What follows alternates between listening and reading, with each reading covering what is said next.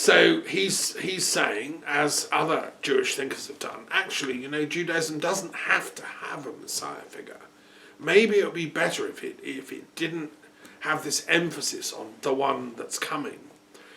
Meanwhile, we therefore don't have to get our act together because that one that's coming is going to sort it all out.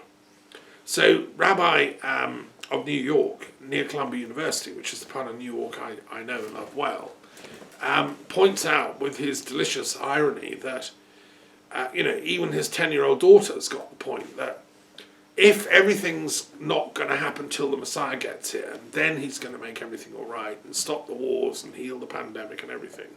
And meanwhile, we're just like suffering here. Well, then isn't it a bit of a blockage concept? Isn't it actually stopping us getting on with the work ourselves?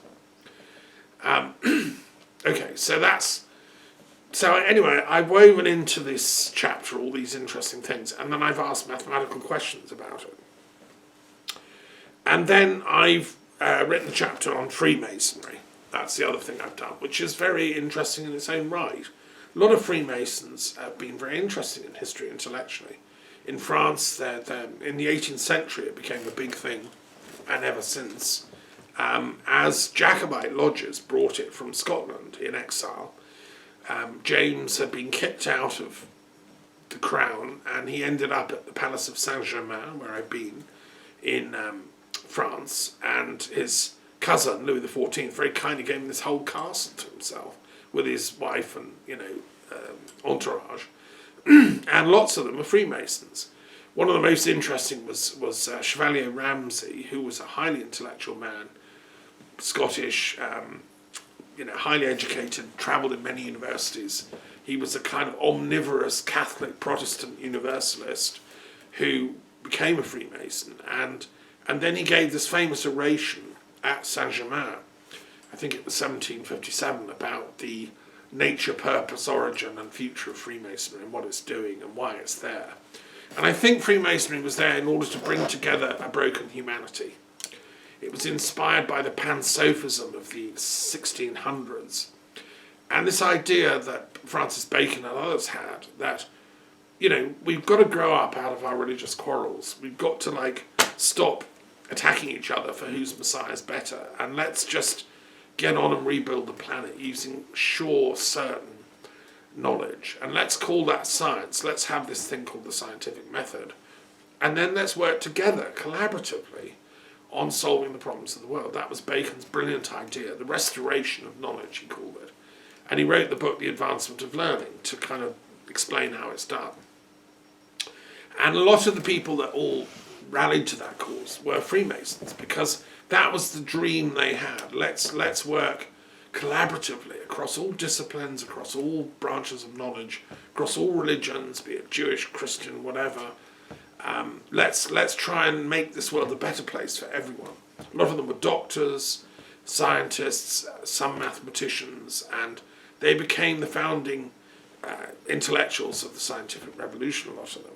So it's really interesting to ask from a religious maths point of view what these Freemasons are up to and what made them tick, and asking lots of sort of puzzles like how many orders there are, how many mathematicians have been Freemasons, how many members of the Royal Society have been Freemasons, and so on. These are really interesting puzzles. Like Enrico Fermi was a Freemason. He was really the father of atomic science, and an Italian who was a member of the Grand Lodge of Italy. So the idea of the Freemason is building an invisible temple, the Temple of Wisdom, in the homage to Solomon and to Pythagoras and to Numa Pompilius and all the old sages of history. What they're trying to do is to be faithful to them all and create a humanity living in peace, which is why the Grand Lodge of England is based in Great Queen Street in what's called the Temple of Peace. I've been there many times. I've been to the library, done lots of research there on the history of Freemasonry. And I knew the librarian there, John Hamill, who's written lots of excellent books about it. And fascinating stuff. Okay, so I'm coming to the end of this book. I'm determined to finish this amazing volume 2 of my book on religious mathematics in time for Christmas. I can give it away as a Christmas present. And I'm, at this rate, if I manage to do a chapter a day, I'll get it done by just about Christmas Day, which is excellent. So thank you. And if you're interested, you can get Volume 1. That's been published. Volume 2 will be ready, I hope, by Christmas Day. Right, and now I want to come to my next couple of points, and then I'm not going to go on for too long today. I want to talk a bit about Brexit, because, of course, this is why I started my fasting every day, every Sunday. To me, you see, Brexit represents the absolute nadir of British intelligence. And I mean that in the collective sense of, the shared intelligence of our society. But also British intelligence as in, like, our secret services. They must have been asleep on the job to let this thing happen. Conservative Party acted, committing an act of treason against the United Kingdom, in my opinion, by initiating a referendum without proper checks, safeguards, and proper education. No major political decision like this has ever been taken by a referendum with no,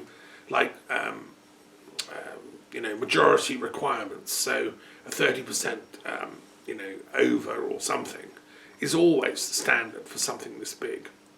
So that really is an act of treason. I mean, at the very least, it's an act of ignorance.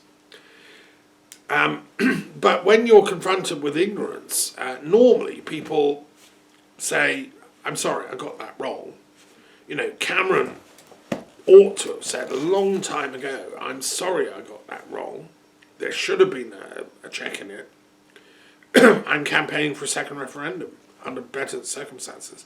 His silence is disgraceful, and those of the other architects of Brexit. When the Americans invaded Baghdad and Iraq, Bush, in his madness and arrogance, had printed a pack of cards with senior Ba'ath Party officials on and photographs, and it was a sort of jokey thing. I mean, these people are criminals. They thought, we'll go and invade this sovereign country. It's never attacked us, never done anything wrong to us. Okay, it had a spat with Kuwait, but that was sorted years ago. They'd been clobbering it with sanctions ever since. Hundreds of thousands of kids have not been able to eat, and now they're going to invade with military force. And they have a pack of cards with the people they want to take out. And it included people like Tariq Aziz, who was Saddam Hussein's prime minister, who was a Christian, and I think quite a moral chap, actually. Anyway, what a cynical and disgraceful thing to have done. So I'm going to make a similar pack. It's called the Brexit pack. And on it will be the names of the architects of this disastrous policy, which is scandalous, immoral, and arguably illegal. And, it'll have all their main faces on. Cameron is just one. Boris Johnson is another. Theresa May is another. All the kind of people, Michael Gove and all the rest.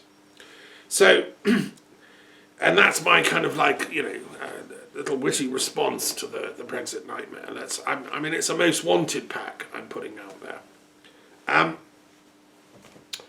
Well, why are people silent in the face of this? Well, the media has an official policy of not discussing a second referendum, not reversing the ignorance, not reconsidering. It reminds me of, living under a totalitarian regime when if you dissent from something that's wicked, let's say I'm in Germany, it's the 1930s, I've just discovered they're rounding up Jews and gassing them to death. And I want to go on the radio in Berlin and say this is wrong. Hitler's got some good points, but this is a very bad point. And really, we, the German people, shouldn't tolerate this. It's illegal. And then the media, of course, wouldn't have given me any airspace. They would have shut me up, refused to talk to me. And if I'd have persisted, they would have then arrested me and had me killed off. And there were people in Germany who tried to speak out, and they realised that there was no way they would get to the airspace.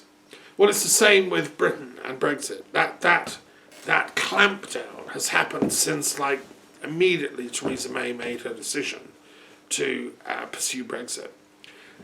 Okay, so I find that very, very sinister and irritating as an intellectual. I believe utterly in freedom of speech, But I do think that who owns the media has now become an incredibly contested issue. And I think the BBC and all the other media in Britain are culpable for this crime. Okay, so the dumb thing in Britain is you don't speak out. That's sort of the consensus. Now, we know it was wrong. It's stupid. Nobody likes it. But nobody says anything. That's kind of the word on the street that I hear from my friends still in Britain. But you see, silence is a form of collusion. I mean, that's why I'm doing my fasting. I feel so strongly against this that the very least I can do is to fast, 1 day a week. I mean, I probably ought to fast 3 or 4 days a week, but, what I feel is that if we're silent, we collude. And that's the case, say, of the Germans under Hitler. And of course, it didn't start out with, the horrors of rounding up and gassing people. It started out with little things like, anti-Semitic stuff becoming more mainstream, anti-socialist things becoming more mainstream, anti-trade union actions becoming more mainstream, anti-Freemasonic things becoming more mainstream.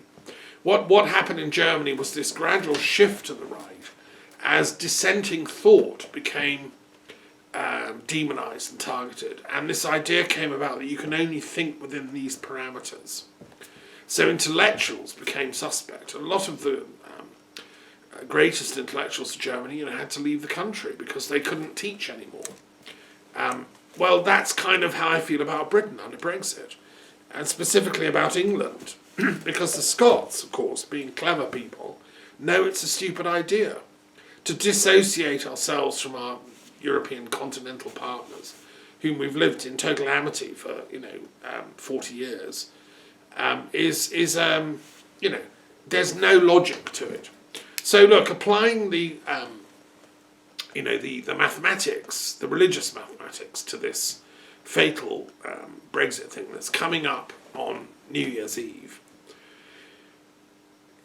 I've done this in great detail, and it is the most ignorant policy decision in British history.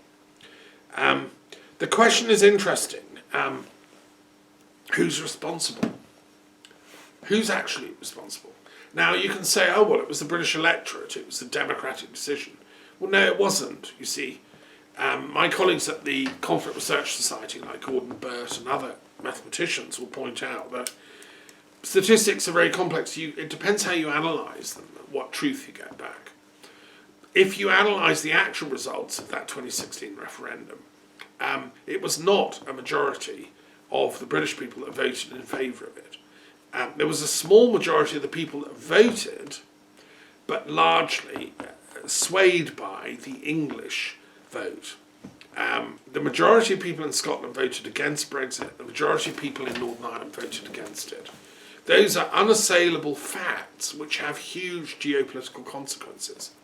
What it means is that Brexit is being rammed down the throats of the Scots and the people of Northern Ireland. And they will not tolerate this. They will not and should not and cannot tolerate it, because the arrogance of the English Parliament in Westminster, thinking it has the constitutional right to go against the wishes of Northern Ireland and Scotland, is just farcical. So, okay, but that's the decision, that's the media, that's, presumably the Queen has pushed it through the Privy Council saying, that's it, we're doing it, end of story, if you go against it, it's treason, using her sort of three-line whip as monarch.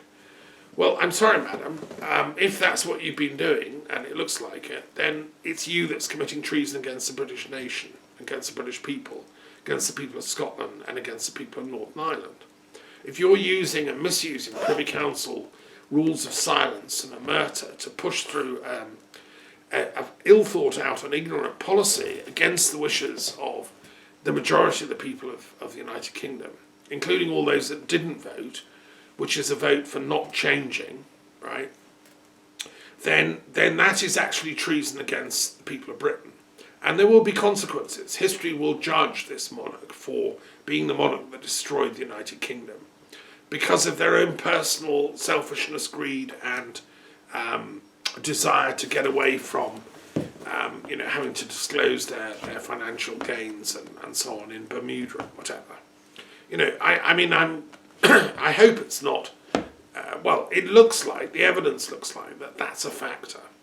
In which case, the Rees-Moggs and co. are just servants of the Crown in pursuing what is a treasonable act against the British people. Gosh, this is interesting stuff we're living through constitutionally. What are the consequences likely to be? Well, I think any self-respecting Scotsman and woman is going to press for and pursue Scottish independence immediately out of this madness. And I lived in Scotland 7 years. I know and love Scotland well. And if I was back in Scotland, I would be now campaigning for Scottish independence as an active, Scottish National Party supporter. Because they're the only people with the courage to stand up to this nonsense. And they have centuries of Scottish intellectual resistance to Westminster behind them. Yeah, but hang on, the decision was taken. No, it wasn't. This is the whole point. This is the lie that's been fostered. It was never taken by the Scots, and it was never taken by the Irish.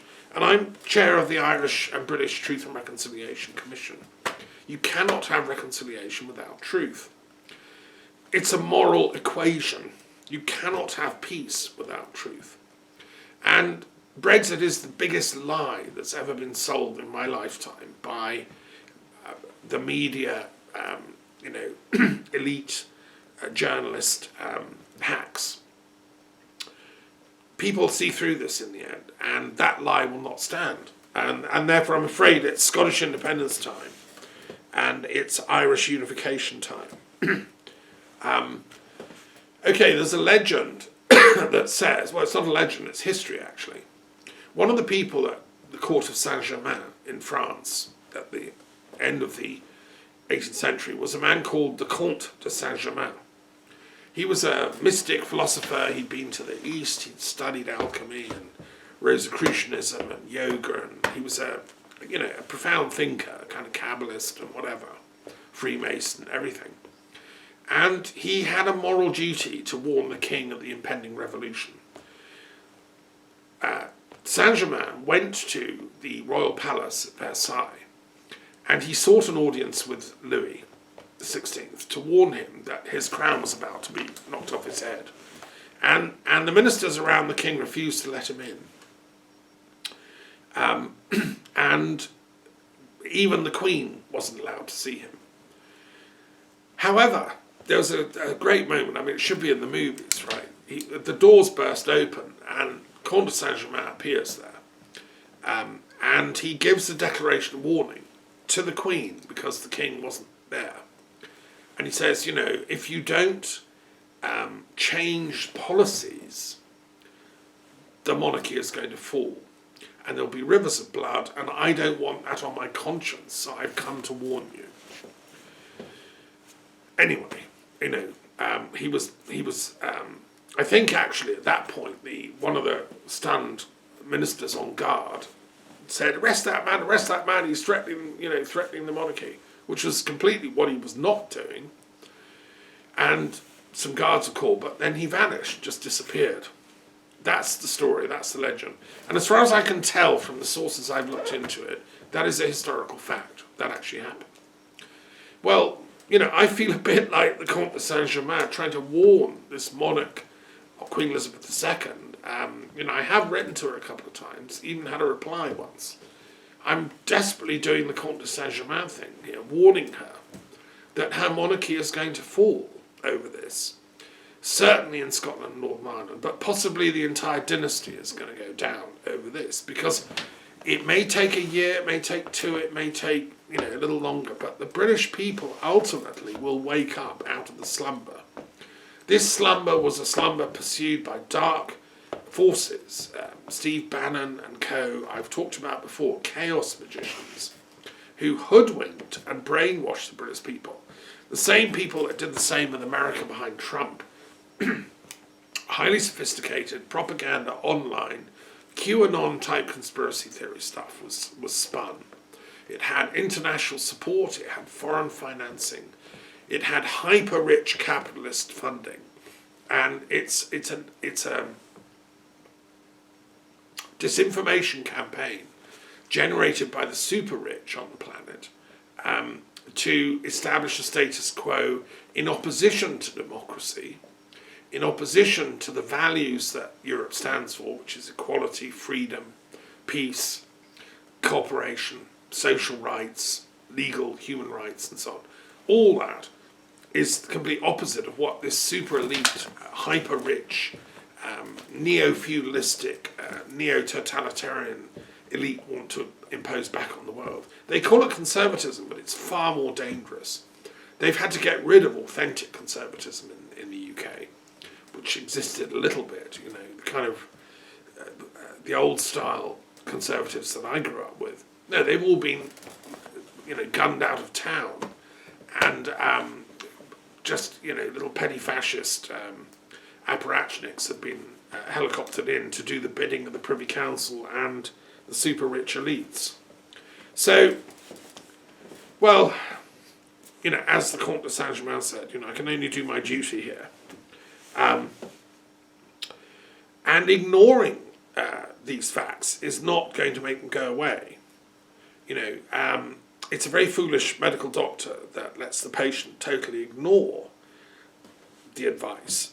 After a while, you wash your hands of them and you say, I can't take responsibility for your ignoring my advice anymore.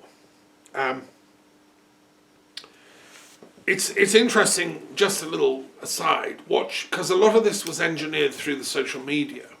And if you watch that film, The Social Dilemma, which is a recent documentary that's come out, about how the social media affects and dominates our lives, it's very interesting, because there's some sequences in that documentary where you get shown huge underground computer warehouses full of humming computers, all with wires connecting them. That's what's running the social media. Very few people actually work for Facebook and Twitter and all that. It's mainly the computers doing it automatically. Once they've been programmed, they just hum away. So all these tweets and bots and blah blahs, they're all just humming away in the basements of the world. They're engineering the ignorance, because what we think is, well, somebody must know what's going on. I mean, Brexit, yeah, well, we're doing it, aren't we? It must be right. They know best, don't they? Well, no, they don't know best. They are the computers humming in the basement with no ethics. You see, this is the point. They have no ethics, no ability of empathy to say, well, hang on, how's this policy of Brexit going to affect the nearly 1 million people who are living in Europe of British extraction, who've made their lives here like me? How will it affect them? Well, catastrophically is the answer. And how will it affect the people in Britain who are Europeans and love both Britain and Europe, who've made their lives in Britain and given their life's blood for the country and so on? How's it going to affect them? Catastrophically.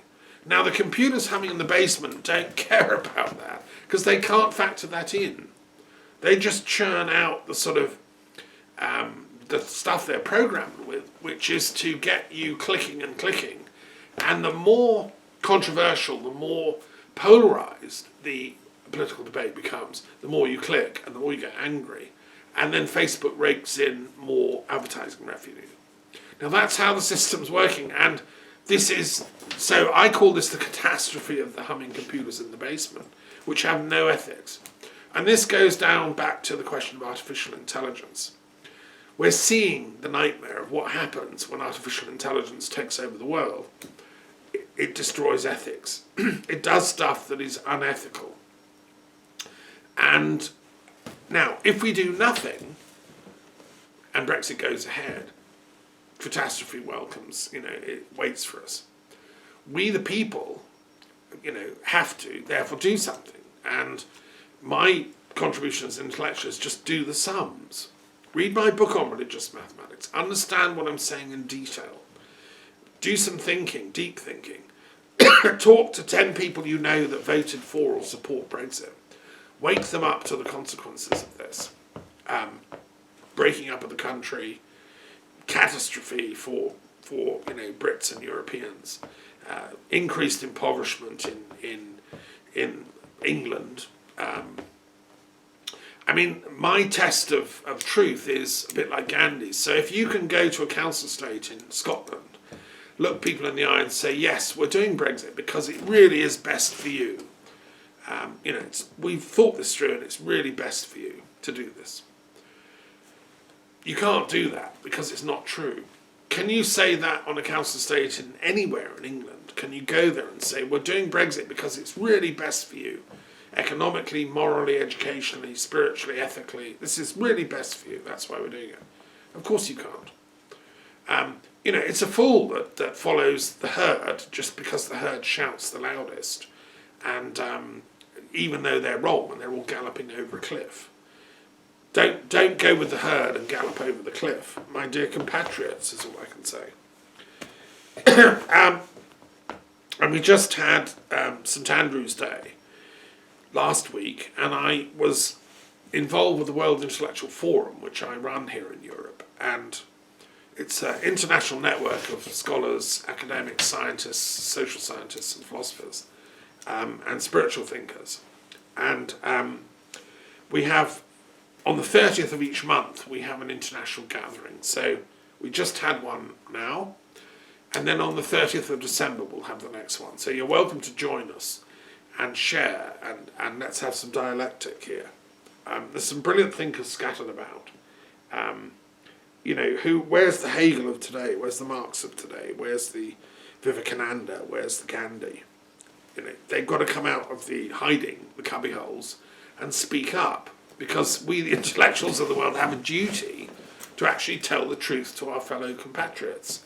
And it's a global truth. We have people from every country, different cultures, different religions. What we're trying to do is address the universal needs of humanity. Going back to that question of St. Nicholas's Day at the beginning of this talk, we need to be able to look every child in the eye and say, look, I'm doing my best for you and for your children and so on. That's what the World Intellectual Forum is trying to do. And one of the things that's come up, which is interesting, is there's a chap called Tumbi Murali, who's an Indian but been living in Singapore, who's come up with this sort of left field idea of let's build an almighty great tower to the gods. Let's build a sort of museum for spirituality and science, like the next wonder of the world. And it's the mock-ups of this look like the Siena Tower in Toronto. Great big tall building. So I've been thinking and musing about this. He wants the World Intellectual Forum to adopt it, and I'm prepared to say yes, and to propose it to my colleagues on the board, but I'm proposing that we have a particular site for it. And I've come up with the idea that it should be a site in the very far south of India. Why? Well, because it's an idea from India. The World Intellectual Forum itself was formed in India. India is the motherland and homeland to most religions on the planet, more than anyone else. Jain, Buddhist, Sikh, Hindu, Sufi, etc. And many Zoroastrians and many Christians. So I think it stands for the kind of ecumenical, pansophic vision that the World Intellectual Forum stands for, and the Tao would represent. Now, on the very southern tip of India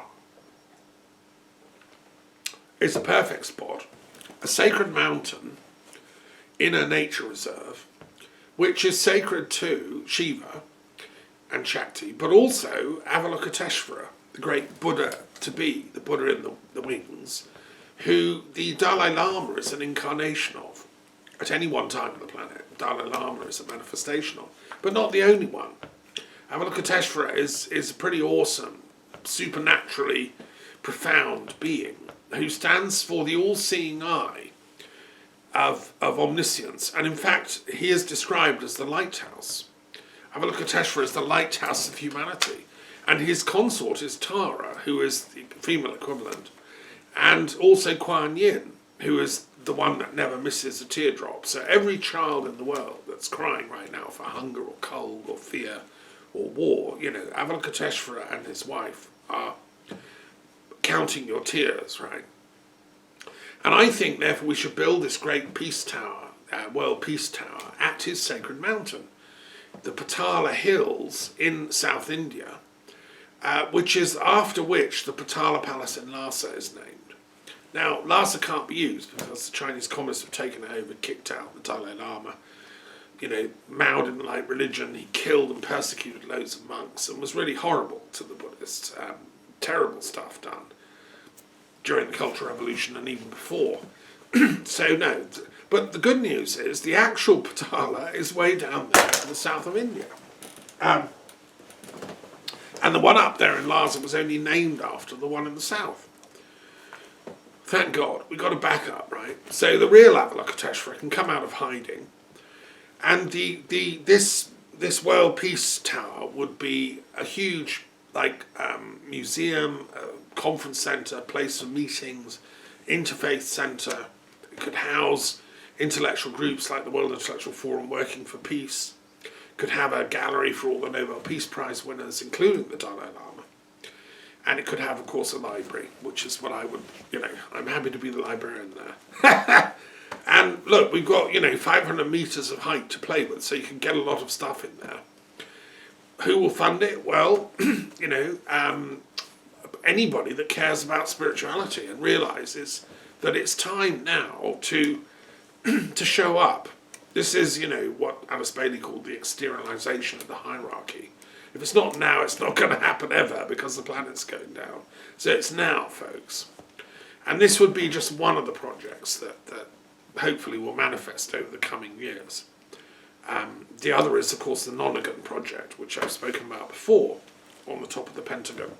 Another sort of hierarchical, visionary project that you might think is totally what? That's a bit, odd, isn't it? But I'm afraid it's those odd things that are going to save this planet.